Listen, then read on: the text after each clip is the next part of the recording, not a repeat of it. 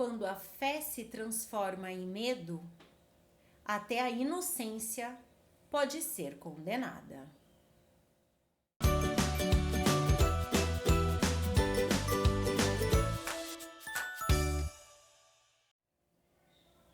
Olá, sejam muito bem-vindos ao Passeio Literário.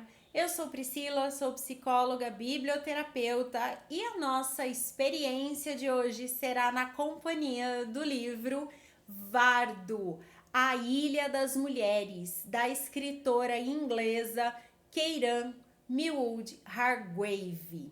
O livro foi publicado em 2020 e é inspirado em fatos reais sobre uma tempestade que aconteceu na ilha de Vardo, uma ilha remota da Noruega, em 1617, e sobre um julgamento das bruxas que aconteceu em 1621. Então, nessa história, nós conhecemos um grupo de homens, moradores desta ilha, que vão para o mar para pescar na véspera do Natal de 1617. E antes que sumissem de vista, vem uma tempestade e acaba com tudo. Destrói todos os barcos e todos esses homens morrem. As mulheres acabam tendo que lidar com uma situação nunca vista antes, porque as mulheres, elas não eram responsáveis por buscar o sustento. Quem fazia isso eram os homens, tanto na pesca quanto na caça. E de repente, os homens da ilha, a maior parte dos homens, né, aqueles que tinham idade para trabalhar, não estão mais ali. Então elas precisam lidar com esta nova realidade de ter que buscar o próprio sustento e com o luto, porque com o passar dos dias os corpos acabam chegando, né? Vamos pensar que elas estão numa ilha, então o mar acaba trazendo alguns corpos e elas também precisam lidar com isso. Maridos, noivos, filhos, pais, então todo mundo ali perdeu, né? Todas tiveram grandes perdas, algumas delas mais de uma pessoa da família, e de repente elas se veem nessa situação de, ao mesmo tempo em que tem que viver esse luto, em que estão passando por esse período de luto, elas precisam lutar pela sobrevivência. E aí então surge uma líder no grupo, a Kirsten. Ela começa a organizar as mulheres para irem para fazer a pescaria, porque elas precisam sobreviver, né? Mas esta atitude não é bem vista aos olhos da igreja, e alguns anos depois, então, a igreja acaba enviando um comissário, o Absalom Cornet, com o intuito de acabar com todas as práticas que são consideradas bruxaria. Já tinha um religioso ali no grupo que condenava essas ações das mulheres que saíam em busca do sustento. Daí nós também fazemos esse questionamento: se as mulheres não buscarem o próprio sustento, quem fará? Porque não tem mais nenhum homem em idade saudável que possa fazer esse trabalho. E quando esse comissário chega, ele começa a fazer as investigações para punir e acabar com as práticas de bruxaria. O que eram entendidas como práticas de bruxaria? Por exemplo, a utilização de plantas para fins medicinais era considerado bruxaria.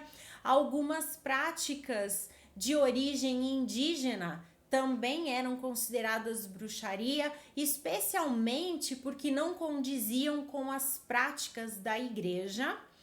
E acreditem, as mulheres que se posicionavam com independência e liderança também eram vistas como bruxas, porque elas estavam subvertendo a ordem natural das coisas.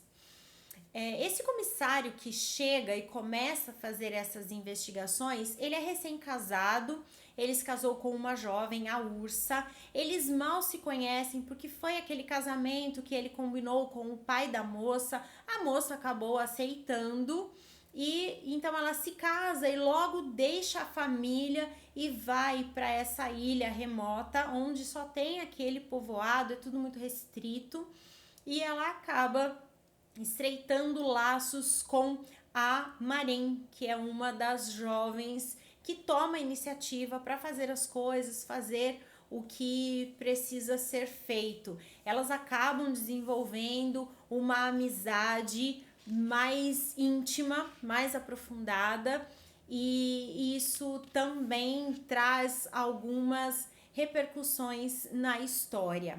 Eu quero ler para vocês um trechinho que tem antes do primeiro capítulo. Este trecho ele já mostra o que nós podemos esperar deste livro. Diz assim: por decreto real, caso um feiticeiro ou homem de fé, tendo recebido o sacrifício de Deus, das Escrituras e do cristianismo, decida cultuar o diabo, ele deverá ser atirado ao fogo e queimado até virar cinzas. Esse trecho foi extraído do decreto sobre Trolldom de feitiçaria da Dinamarca e Noruega de 1617 e foi promulgado na Dinamarca em 1620.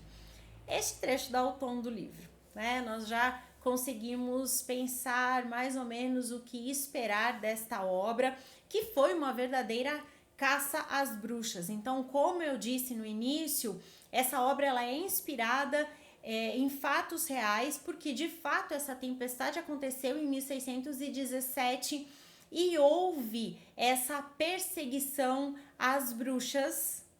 E a bruxaria, entenda-se nos termos que eu expliquei anteriormente, bastava uma mulher se posicionar como independente que ela já era vista como bruxa. Essa perseguição aconteceu em 1621. Esta obra tem alguns trechos que são um pouco indigestos. Vamos considerar que nós estamos falando de acontecimentos lá do início do século 17, né? Tem aí um grande espaço de tempo. As coisas mudaram parcialmente, ainda existem muitas formas de perseguição, mas não da maneira como nós vemos retratado nesta obra. É uma obra que apresenta esta realidade. Particularmente gosto muito de obras baseadas em fatos históricos, porque me traz um esclarecimento sobre a história, e eu sempre penso que é importante conhecermos a história para cuidar das nossas atitudes, para que a história não se repita. Gostei demais dessa obra, apesar de ser uma obra um tanto dolorosa, apesar de ser uma obra com trechos um tanto indigestos. Como eu disse, gosto muito de obras que trazem fatos históricos, mas também é de um enriquecimento saber que isto aconteceu, conhecer esses fatos, entender um pouco o ponto de vista que se tinha naquela época e, acima de tudo, apreciar a força e a coragem dessas mulheres que assumiram o comando das próprias vidas e foram à luta independente das consequências que isso poderia ter. No final das contas, também é um elogio a essa força feminina que abre caminhos e vai fazendo tudo o que é necessário, tudo o que é preciso para a manutenção da vida.